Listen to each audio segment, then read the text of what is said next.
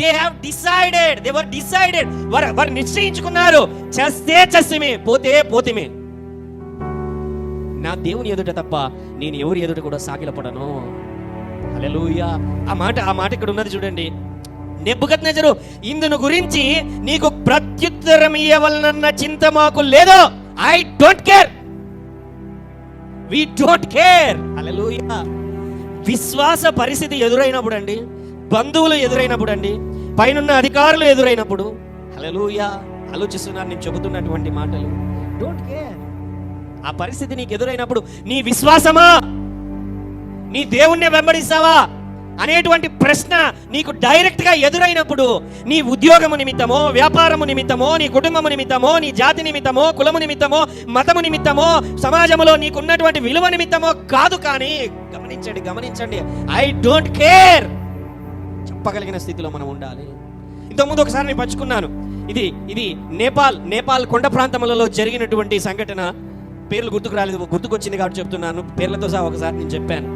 ఆ కొండ జాతి వాళ్ళ దగ్గరికి ఒకసారి లండన్ మిషనరీనో అమెరికన్ మిషనరీనో తెలియదు, వారు వెళ్ళి సువార్త ప్రకటించారు. ఆ కొండ జాతిలో ఉంటున్నటువంటి వారిలో ఒక వ్యక్తి అతని కుటుంబం యేసును నమ్ముకున్నారు. అతనికి ఇద్దరు పిల్లలు యేసును వెంబడించడం ప్రారంభించాడు. ఆ తెగలో ఉంటున్నటువంటి వారందరూ కూడా అతన్ని అపోజ్ చేసుకుంటూ వచ్చాడు. నువ్వేంటి వెంబడిస్తుంటున్నావు యేసుని, మనది వేరే, మనం వేరు అని అతనితో ప్రకటిస్తూ వెళ్ళారు. అతను వినలేదు. ఆఖరికి ఒకానొక రోజున అతన్ని నిలబెట్టి నువ్వు యేసుని విడిచిపెడతావా, నిన్ను నీ కుటుంబమును చంపేయాలా? హల్లెలూయా. నిన్ను నీ కుటుంబమును చంపివేయాలా? మీరు కావాలంటే వెబ్లో సెర్చ్ చేయండి. ఆయన ఆ సమయంలో తన కుమారులను చంపుతున్నారు, తన భార్యను చంపుతున్నారు, ఆఖరికి తనను కూడా కత్తి తీసుకొని పొడిచి చంపుతున్నటువంటి సమయంలో ఆయన చెబుతున్నటువంటి మాటలు ఏంటో తెలుసా? యేసును నేను వెంబడించను, నేను వెనుదిరగను. ఇంగ్లీష్ లో ఈ పాట ఉంటున్నదే, I follow Jesus, I don't look back. Hallelujah. ఆ పాటని ఎంతో మంది పాడుకుంటూ వస్తున్నారండి ఇప్పటికి కూడా. యేసుని నేను వెంబడించేదను. హల్లెలూయా. విన్నారా పాట? ఆ పాటను ఆయన పాడుతూ ఆయన విశ్వాసము నిమిత్తం అంటున్నారు కదా రాజుతో వాళ్ళు.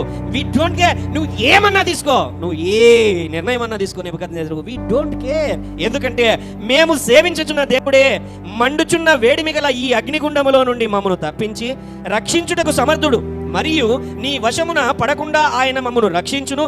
ఒకవేళ ఆయన రక్షింపకపోయినను రాజా, నీ దేవతలను మేము పూజింపమనియు నీవు నిలవబెట్టించిన బంగారు ప్రతిమకు నమస్కరింపమనియు తెలుసుకొనము. హల్లెలూయా. ఏం చెబుతున్నారండి వాళ్ళు? రాజా, మేము పూజించము, నువ్వు మా దేవుడు కాపాడితే కాపాడతాడు, కాపాడకపోతే పోని, అయినా కూడా నీ దేవతలకు మేము లోబడము, నీ ఇష్టం వచ్చినది నువ్వు చేసుకో. హల్లెలూయా. వాళ్ళు తీసుకొని వెళ్ళారు. తర్వాత కదా మనకు తెలుసు కదా, తీసుకొని వెళ్ళారు. అగ్నిగుండము ఏడంతల వేడితో తీసుకుని వెళ్ళినటువంటి సైనికులు, ఈ ముగ్గురిని తీసుకుని వెళ్ళిన సైనికులు చచ్చిపోయారు. కేవలము ఆ యొక్క అగ్ని యొక్క సెగలు తగిలి, ఆ అగ్ని యొక్క వేడి తగిలి బయట ఉన్న వాళ్ళు చనిపోయారు, తీసుకుని వెళ్ళినటువంటి వారు. వీళ్ళు వెళ్ళారు. హల్లెలూయా. వెళ్ళారు. ఆ రాజుకు కనబడుతున్నది. రాజు అడుగుతున్నాడు, కళ్ళు ఇట్లా తుడుచుకొని, మనం పంపించేది ముగ్గురిని కదా? అవును, ముగ్గురిని. మళ్ళీ నాలుగో వ్యక్తి ఎవరు? హల్లెలూయా. అది కాక అతడు వెలుగు వస్త్రము ధరించుకున్న వాడై ఒక దూత వలె ఒక వెలుగు నాకు కనబడుతున్నది అనేటువంటి మాటలు ఆ రాజు ప్రకటించడం జరిగింది. హల్లెలూయా.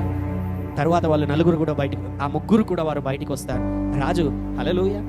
అక్కడ ఉన్న వాళ్ళు బహుశా పరీక్షించుండొచ్చు. ఏంటి అని అంటే, స్మెల్ కూడా రావట్లేదా వీళ్ళ దగ్గర నుంచి?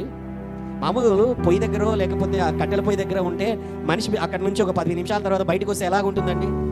ఆ స్మెల్ అనేది వస్తుందా రాదా? స్మెల్ కూడా రావట్లేదు వాళ్ళ దగ్గర. వాళ్ళ బట్టలు కూడా కాలలేదు, వాళ్ళ వెంట్రుకలు కూడా కాలలేదు. అద్భుతము దేవుడు జరిగించాడు. హల్లెలూయా. అలాగే దానియేలు జీవితంలో జరుగుతుంది.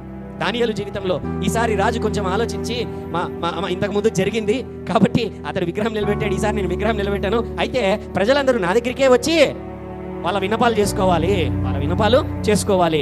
ఈ విషయము, ఈ పరిస్థితిని కొందరు ద్రోహులు ఏం చేశారంటే దానియేలుకు వ్యతిరేకంగా చేసి దానియేలును పదవిలో నుంచి దింపేయాలని, చంపేయాలని కుట్రతో ఈ యొక్క నిబంధన చేసి ఏం చేశారంటే, దానియేలు ఎలాగూ దేవుని వదిలిపెట్టడనే ఉద్దేశంతో కుట్ర పని చేస్తే దానియేలు మీద కుట్ర మోపి దానియేలును కూడా తీసుకుని వెళ్తారు రాజు దగ్గరికి.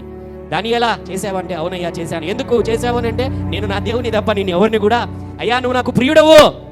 రాజు అంటున్నాడు, అయ్యా నిన్న దానియేలా వేసేది, కానీ వారు ఇచ్చిన ఆజ్ఞను వారు తిరస్కరించలేరు, తీసుకొని వెళ్ళి సింహముల బోనులోనికి వారు వేశారు. హల్లెలూయా, హల్లెలూయా.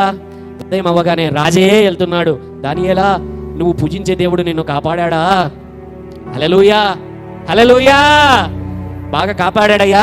రాత్రిపూట పడుకోవడానికి తలగడ లేకపోతే ఒక సింహం వచ్చి పడుకోనింది నా తలకన వెనకాల. I'm just sharing it. Hallelujah. So what I'm చేసి దేవుని యందు విశ్వాసం ఉంచినప్పుడు మరణమైతే అయితమే